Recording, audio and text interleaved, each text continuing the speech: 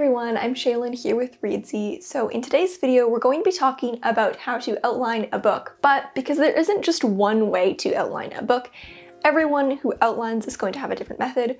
We're going to be talking about 7 different outlining methods that you can try if you're trying to find the outlining method that works for you.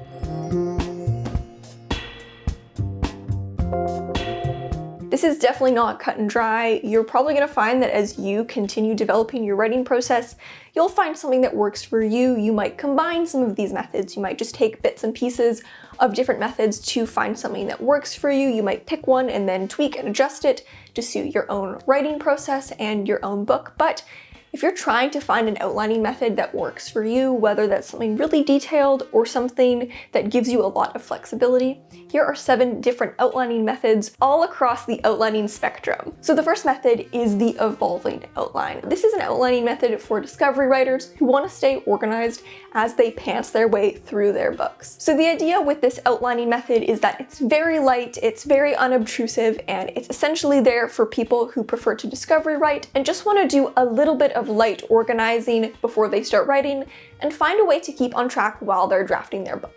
Before you start writing, survey the information that you have and organize it in the most intuitive, mess-free way possible. As a discovery writer, I'm not drawn to detailed charts and graphs and really complex organizational systems. So I find that for this method, the best thing to do is keep it really simple, really intuitive. I just keep all my notes in one document, but organize them in a way that makes them easy to access. If you have a bunch of notes on the plot and different plot events, try to loosely put them in order, even though you probably don't have a fully developed plot and don't know exactly where all the beats will go. You don't have to worry about filling in all the gaps because you'll do that as you write, but the idea here is kind of a method of signpost writing. So instead of knowing everything and following an outline that details every single scene or chapter in the book, you just know a few key events and you're just going to write by bridging event to event. As you write, add to your evolving outline. This is just an outline, but you're creating it as you write instead of beforehand. So take note of all the chapters and scenes in your book as you write them. You can also keep track of notes for future revisions here. A tip, keep the process as simple as possible. As a discovery writer, you probably don't find this aspect of writing, the outlining, organizational aspect, that fun.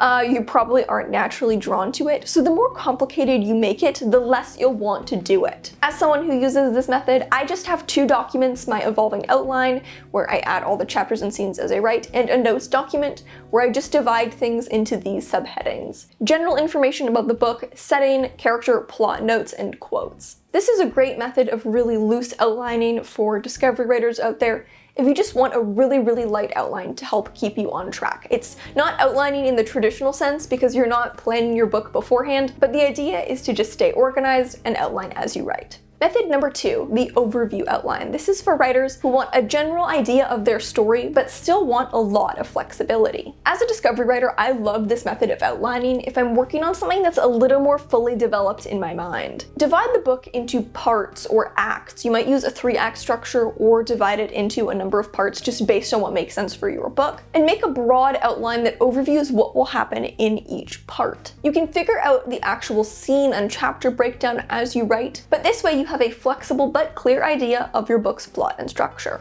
You have a clear sense of the book's overall arc, but you can figure out where you want to exactly lay all the pieces as you draft. The broadness of this type of outline makes it really easy to adjust, add, or change things as you write, but you'll still always have a clear direction of where your story is going, and because you've broken it up into parts, you should be able to keep a strong sense of the pacing. The third type of outline is the plot structure. This is for people who want to follow a set plot structure in order to ensure that their book is really strongly structured. There are tons of plot structures out there. The Hero's Journey, Save the Cat, The Fichtean Curve, Dan Harmon's Plot Embryo, 7-point story structure. We've got videos on tons of these, so I'll leave a link to our story structures playlist in the description. If you find a plot structure that you like, it clicks with you, and you think it's right for your book, you can use it as a method of outlining. Pick a plot structure that works for you and start by identifying which beats you already have. Then you can use the beats of the structure to identify new plot points until you have a full, complete outline. It's always important whenever using an existing structural template to always prioritize your book over following the plot structure exactly. You may find you need to divert from the structure at some point, and that's totally okay. This is just a template after all. It's there as a guideline, but it's certainly not the law. The next type of outlining is the chapter outline. This is probably the most common type of outline. It's very straightforward, and it's for writers who want to have a clear understanding of every beat in their book. This is the most logical type of outline, and it just breaks down every chapter and every scene in your book, so whenever you sit down to write, you always know exactly what comes next. For some scenes, you may even break them down into smaller beats as well and have notes on the specific beats within the individual scenes. It just depends on the writer and how much detail they like to put into their outlines. To make a chapter outline, you probably want to start with some kind of looser outline, like a plot summary or just a list of bullet points. Then refine it into something more specific that breaks down every chapter in the book. If you have multiple POV characters, a lot of writers like to take the strategy where they write down all the chapters or scenes on cue cards, put them on the floor, and organize them that way so they can manually shuffle it around. Or you might use the note function in a program like Scrivener to do the same. The benefit of this plot structure is that it will give you a lot of confidence. Every time you sit down to write, you can look at your outline and know exactly which scene comes next, maybe even which beat in the scene comes next. So it removes a lot of the guesswork from the actual writing process. The key with this type of outline is to thoroughly study it beforehand. You almost want to do a round of edits on your outline, analyze it to make sure that all the plot beats are logically connected, that it's well paced. A lot of writers make an outline to avoid doing edits later, but having an outline doesn't inherently protect you from structural issues because the structural issues could just be present in the outline. So since you have a bird's eye view of the book, once you've written an outline, take the time to really analyze it, maybe run it by some friends, get some feedback, and make sure it's really strongly paced and everything is logically connected and well set up before you start writing. An outline that isn't well thought through isn't a very useful outline because the problems are already baked into the outline, so they'll just end up being written into the book as well. Even though this is a more detailed outline, you still want to be open to making adjustments as you write. The outline isn't the law, and it's very likely that you will get new ideas, and some of them might even be better. Sometimes when writers outline too rigidly, they feel like in the plan they've already laid out, but be open to making adjustments. Sometimes the best ideas do come up while you're writing. The next method is the snowflake method. This is for writers who have a general idea of what their book is about and want to follow a set process in order to end up with a really detailed outline. So the snowflake method is a set pre-existing method of outlining a book. It's really detailed, it has a ton of steps, and the idea is that you start with a very general idea, and with each step of the snowflake method, you get more and more detailed until you end up with a fully developed story. If you're starting from a general idea and you're not really sure how to take your concept and turn it into an outline, this might be a great thing to check out. I won't go into all the details in this video since it's fairly complex and we actually have a full video on the topic, so we'll leave a link to that in the description. The next method is the world building Bible, which might be especially useful for science fiction and fantasy writers. If you're writing science fiction or fantasy, you may need extra outlining tools in order to account for the amount of world building that goes into those genres. A really big part of your outline might be your world building Bible, which is a document that keeps track of all your world building notes, everything from geography to languages to history to religions to culture to food to the flora and fauna, etc., etc. Some writers will do detailed world building, but once they've completed their world building Bible, they'll kind of use that as a playground to discovery write a book and not do that much outlining.